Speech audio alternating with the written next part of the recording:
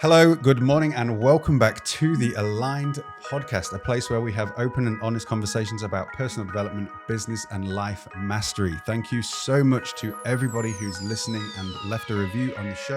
They are building up and our listener base is growing by the day, which we are really, really happy with and proud of. I am joined, as always, by my co-host, Tom Waller. Good morning, Tom. A sleepy Tom Waller. A sleepy Tom. Good to see you over there, Lee. It is awesome that our listenership is growing. Yeah. It's really cool because we set this podcast up a while ago and such an intention to change lives. Yeah. You literally just open up eyes and change lives. And it was just saying to you, to think back to the evolution, like we're in this new studio.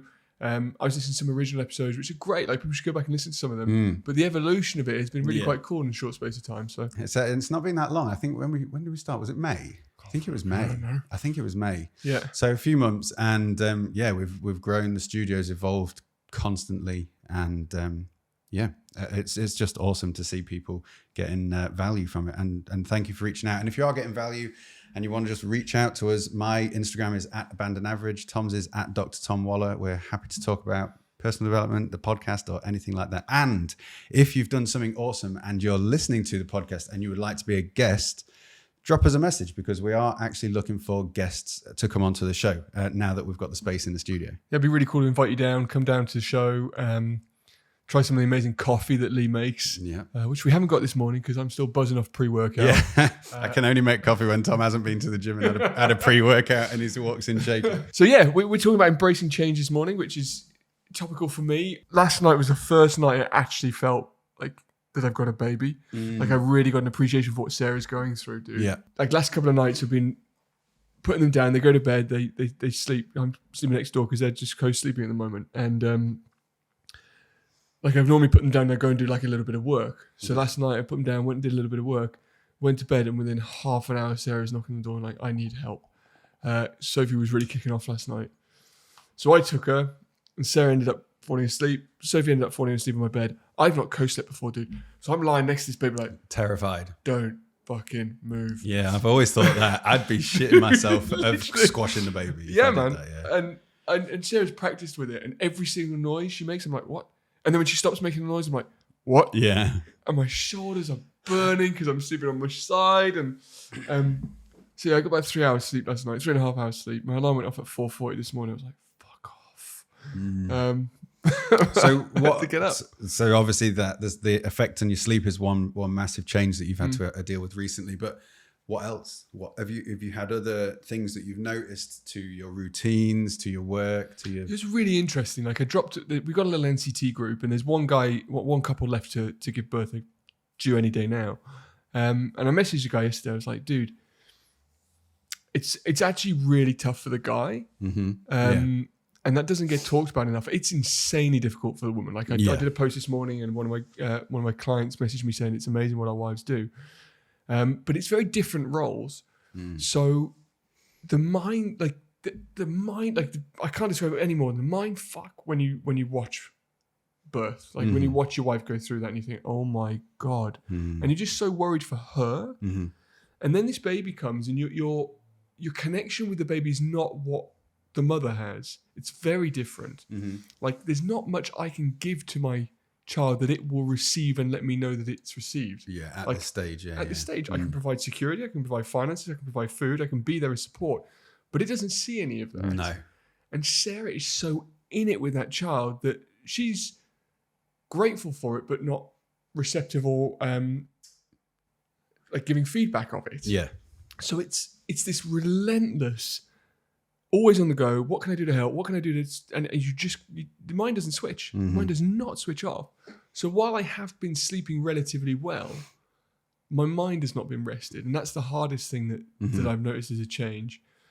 And the mind fuck is my language has got worse in the last few weeks. Is that it's this dichotomy that I am now working harder because I'm like, I need to work hard, I need to provide, yet I need to be more present when I'm home. So it's making me super productive in short bursts, but also burning the candle because I know that they may or may not be up before I leave for work. So I need to get up, get the dog sorted, get the house prepped so when they wake up it's easy, get a little bit of work done. If they're awake, then I can spend time. If not, I go straight to work. When I come home in the evening, having use I'm out 14 hours, the whole 14 hours. I then have to spend time with them completely focused. Mm-hmm. And then when they're down, do a little bit of work, sleep and go. It's just, dude, it's pretty intense. I didn't expect it. I didn't expect it. So I messaged this guy and I said to him, I said, dude, take time off. Like, and we'll talk, like, I don't mean off as in stop, because we talk about those non-negotiables, but just, I didn't take enough time as a back step. And I think that's what I've learned from this one for number 2. Yeah. And it's, you're showing there like massive adaptability. So you've just had to adapt to this whole new way of life. You've got new life in your house, which is crazy. But yeah, it's just adaptability, isn't it? So we're going to talk about change today, and you've gone through massive change. I've gone through a change recently, not quite as extreme, just a change in like my environment. So moving house and that brings on new stresses and new goals and new views and directions in life. But why do you think people are resilient to change? Because a lot of people are terrified of change. Yeah, they are. They should, I just made a note there. Like, I think we should always be going through change. Like, because like, Tony Robbins did this whole thing. What is the definition of fulfillment? Like, how can we be fulfilled in life? And it's growth, like constantly moving forwards and feeling like you're achieving. Yeah. If you're always moving forwards and achieving, then always going through change. When you do something over and over again, it becomes comfortable. Well, not comfortable, but you are aware. It's again, the gym is such a great example for everything. Like, you go to the gym regularly, it hurts, it's sore, it's hard work, but you're used to it and you're comfortable with it. I think the problem is that they're so static with life. They're so mono with everything. There's no real change, that when change comes, there is this unknown on the other side, and they're not used to having an unknown. No. People are so used to knowing what time they get up, how much they get paid each month, what food they have on the table. They're so used to knowing what happens, and then they get comfortable in that. And there's a great saying that says, comfort comes as a guest, it lingers as a host, and it stays to enslave us. Comfort comes as a guest, lingers as a host, and stays to enslave us. And I think people are caught in that comfort so much that when change comes, it's just massively uncomfortable. They don't know what's going to happen.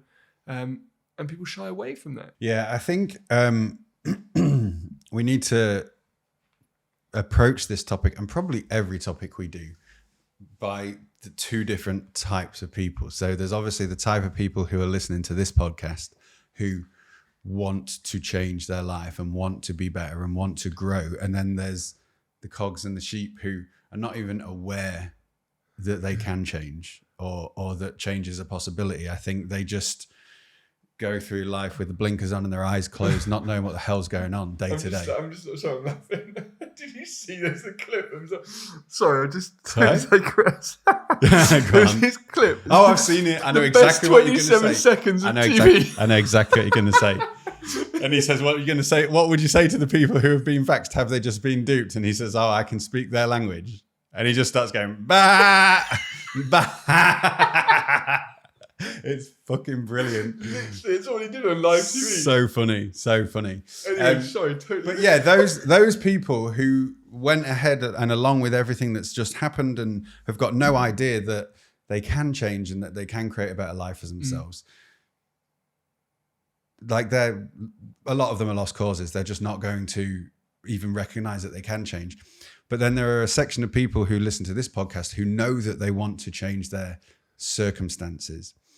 But I think where the fear comes in is when they realize that if they want to change their circumstances, they've got to change themselves. Yes. And you can't continue doing the habits and things that you've been doing to get you to where you are if you want to change your circumstances and get somewhere else. So, but I think but with that, the bigger thing in that is that change is always going to happen. Always. It's the one constant in the universe. Exactly. Yeah. So again, it comes back to, you've got to work on yourself to, like you say, choose your hard, like work on yourself so that when hard time comes, it becomes an easier thing. Yeah. And I think it's leaning into that embracing of change. So, you're absolutely right on that. Have you been afraid of change?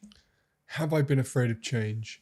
So for me, when you grow up with less than ideal circumstances, you crave change. So I grew up with no money. I grew up like with bad relationships in the family and issues going on. And when I left home, I had nothing. I left school with no GCSEs. I lived in my car when I was like 18. I was homeless, just living in a J-Reg 1992 Vauxhall Nova, which was a sick car. Love a Nova, dude. Sick car. I've always wanted a Nova. But not an ideal house.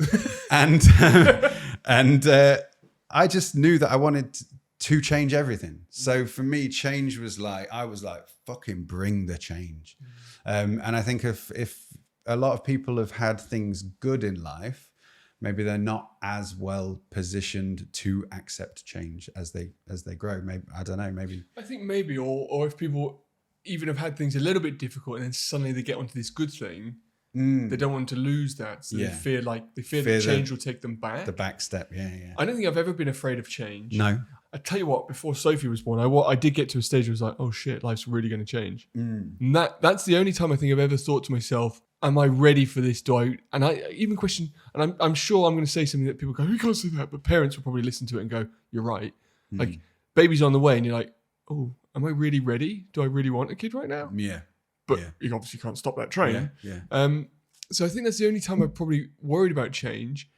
One of the things I've seen in coaching people who want to improve or improve their circumstances, finances, or business, change really, if they really want to increase the level of where they're at, involves taking a step back first.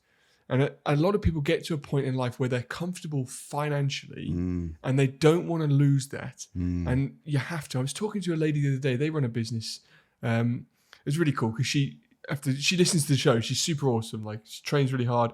And she was showing off her Porsche afterwards. And I was just getting some Porsche love. It was amazing. Nice. But she was saying, she was talking about this entitled employee that she has. And I said, these employees don't realize that the people who own the businesses have probably paid themselves nothing for years and really struggled. And I like to think of it like a slingshot. If you really want to change, if you really want to grow and improve your life, you have to pull back on that slingshot. And the further you want to go forwards, the further you have to pull back. So the further you have to sacrifice to increase the gains. Yeah. And I embrace that change. There's a lot of people who do embrace that change. But I think we get so comfortable. We live to our means so much. We don't like to rock the boat, that we stay in that very niche zone. And people are now realizing that it's difficult because they've lived to their means. They've earned a salary and suddenly the cost of living has increased a bit. And now they're like, oh, I have to change. No way I can go back though. Yeah. As well. So yes, they have to change, but if their current income is providing their family, supporting their family and providing for their family, then there's the fear of, oh, well, if I don't earn the income, then I can't support the family. And that comes into the personal development thing. Like, the only way out of it is to make yourself more valuable. Yes. The only way out of it is to make yourself more valuable, which comes right back to that personal development. Yeah. And also on that is, when you're afraid of change, I think a lot of it is fear of not being able to handle what's coming. So if you know, no matter what happens, I can deal with it. Like we're saying about that Marie Forleo quote, everything's figure outable. You can deal with anything, which I truly believe about myself. No matter what happens, I can deal with it. If the internet and electricity and everything cut off tomorrow, I'd be fine. Yeah. I grew up in the woods. I've killed my dinner before. Like, I'm good. So no matter, and that pretty much is like back to basics, back to the Stone Age is pretty much the worst thing that can happen to society. Yeah. But I'm good with that. You're fine. So if you're in a position where you know that no matter what happens, you can deal with it, what is there to be afraid of? This is so true for people more than they think, because someone asked me this yesterday. They said, Tom, do you ever get tired of listening to everybody share their woes and tell you all the bad stuff? Because a lot of people come and see me, and there's oftentimes a period of time where they're going through negative stuff. And I said, no, I don't get tired of it. I used to when I first graduated years ago, but I don't get tired of it. And I said, the reason is I have seen so many thousands of people go through the hardest of things in life. And I have the view of perspective. And I have the view of hindsight. And I know that every single one of them has got through it. And come out the other side. They always have. And even if they've lost loved ones, even if that person, like we've had a few people in the practice, you know, with time have actually passed on. Like everyone's got through it. We get so caught up in the moment that we forget that we have survived 100% of our worst days ever. You've said that, you know, you'll be fine. People will be fine to whatever circumstance. They can just make that fine easier, or what we'd like to say is take advantage of that situation to come out the other side even better. Yeah.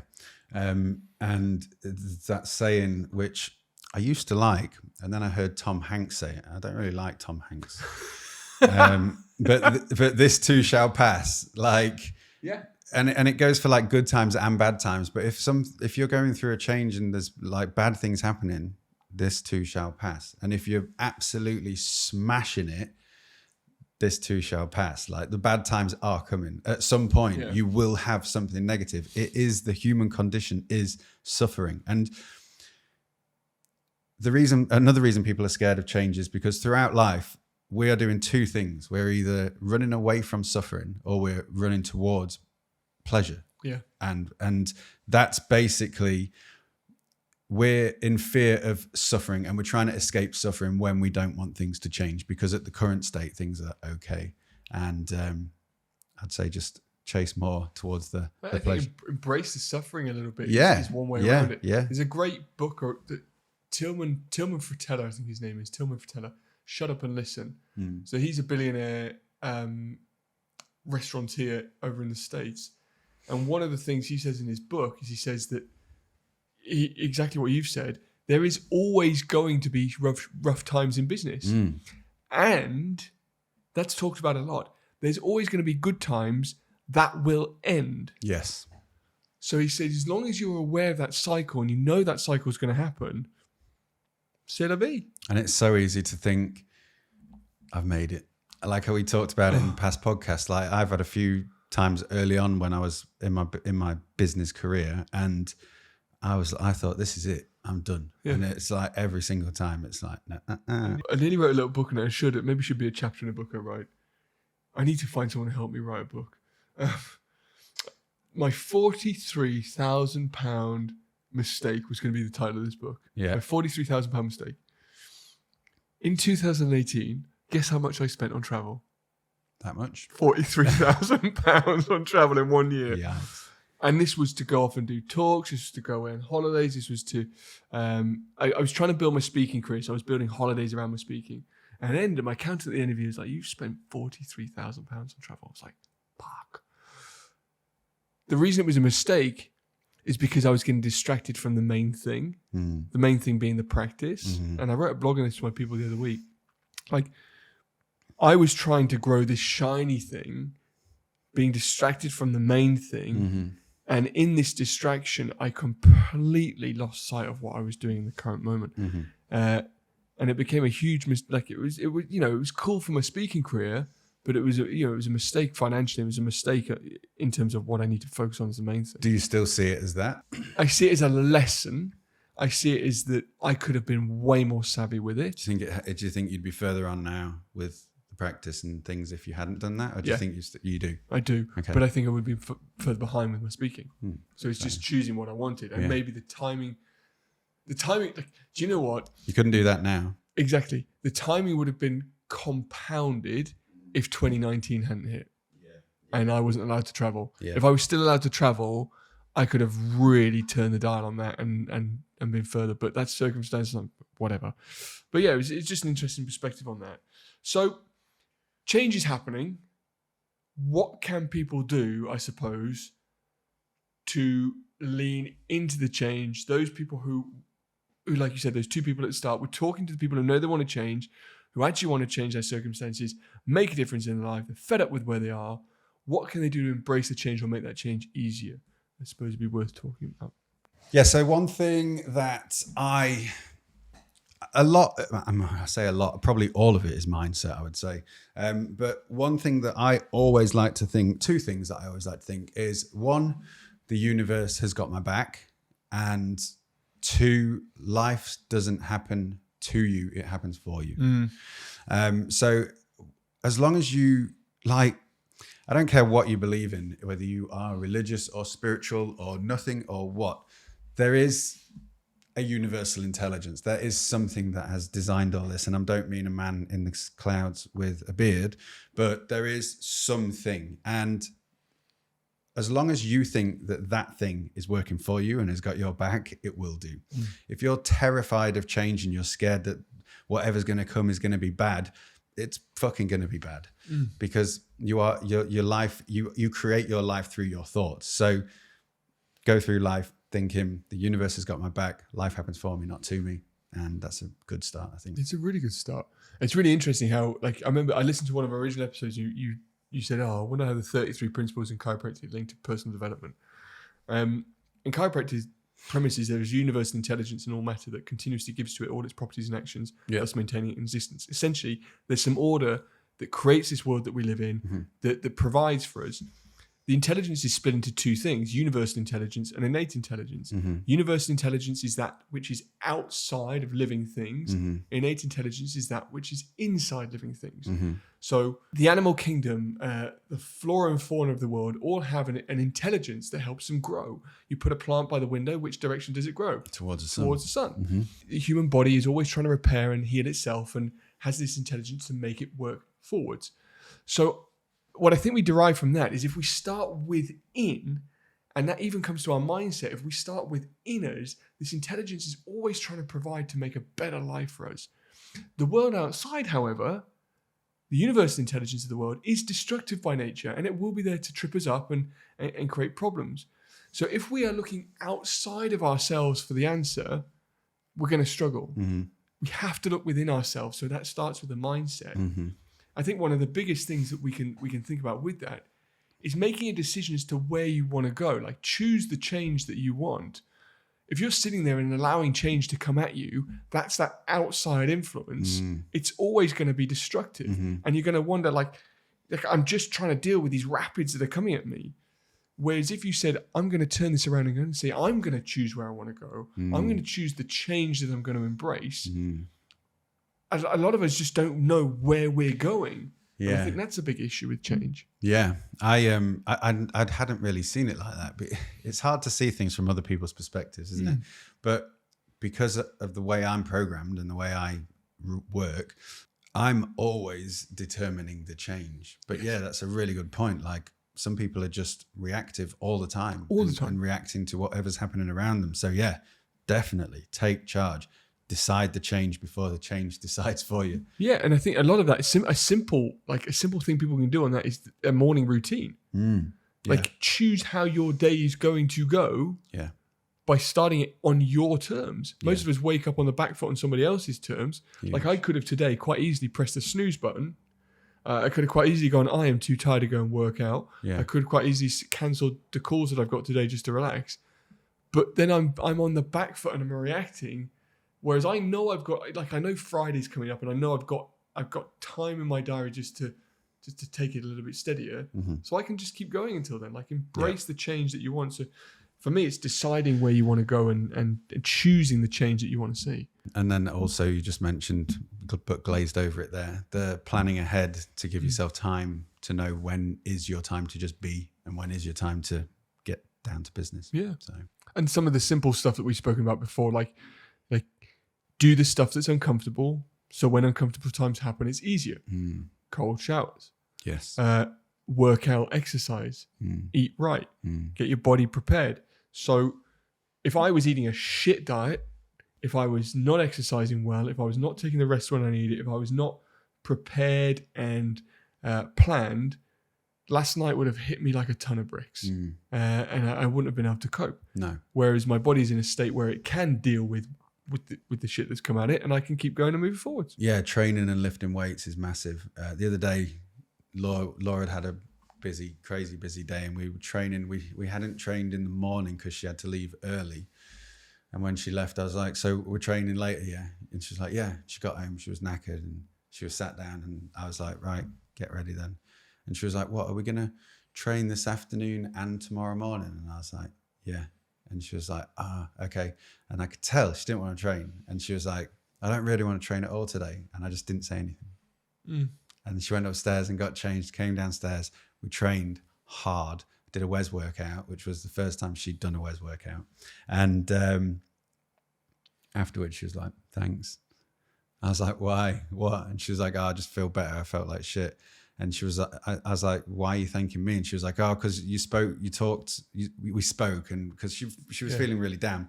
We had a talk, we had a chat. And then she said, and you got me to train when I didn't want to. I said, it's more the training than the talk. Yeah. When you lift weights, your muscles release antidepressants. Yeah. Like they release happy hormones. Yeah. They call it the hope molecule. Have you seen this? No. So there's a cell that is released from your muscles that has been branded the hope molecule, and it's literally an antidepressant. It's not just like normal endorphins and things, but so train and you'll just feel more capable of doing everything. It's so true. I listened to something a while ago and I was talking to a patient who was really down yesterday about this. I've been to the gym. I said, just go to the gym for 5 minutes. That's all you need to do. Because once you've done 5 minutes, you carry on. And I remember people messaging into the show a while ago, and I said, I'm gonna prove the parent concept and the dad concept wrong. Like I'm gonna show you that you can still do these things and not fall victim to it. And it just comes from those non-negotiables. It comes from, you will feel worse for having a long day and sitting on the sofa than you will for having a long day and then doing some more exercise. And your mind's trying to trick you. Like your brain's like saying, chill out, relax, have something shit to eat. You will feel better. It's like, oh, dude, really interesting on that one. So Sarah's struggling a bit with the whole notion of having, like, there is change for her. Like, it's a really interesting thing. Be cool to like get her on the in a few months' time, get on the podcast and talk about it. But she's like sitting there going like, what am I doing? What am I doing? I need some books. And she put a post out on her Instagram. Go and follow Sarah at Sarah Waller. Like, go and follow Sarah on Instagram. Like, give her some love. I've noticed her content's upped lately. She's starting to just different style of content. what she's doing. And it's nice. I like it. Yeah. She's going to write a book about this whole thing because there's a lot of stuff that's not talked about. And she put a post up like, what books like from female authors and entrepreneurs should I read? No real engagement. I went into the RTA Syndicate group and I put the post up. I was like, Sarah needs to, and oh my God, the love you got inside that group was incredible. So if some of the RTA guys are listening to this, say thank you, and I've said thank you in the group, but they just poured in with all these book recommendations. The On Fire women in the group were like, here's my cell, like they sell, they're all American, here's my phone number, like tell her to give me a text, a call whenever she wants. Really cool to associate your people. So I think that's another point worth mentioning, like hang around with the people who embrace change and want that change. Just a different caliber of people, help. Obviously. For sure. Yeah. Cool. Let's round that off, shall we? Yeah, so thanks for listening to the show. I hope you got some benefit from it. I hope it's, our meandering talk is giving you some inspiration to actually dive into change. We'd love to know what change you're going through. Message us in, on the Instagrams, at Abandon Average and at Dr. Tom Waller. As I said, we're looking for some guests on the show. If you've achieved something, if you've been through some change, it's really made a difference in your life, then join us. We're starting up on the YouTube as well, so make sure you go on the YouTube, leave us a comment, leave us a review. Thank you to the people who have already left us some 5-star reviews on Spotify and iTunes. We really appreciate more of those. And we'll see you on the next show. Lee, thank you very much. Thank you, mate.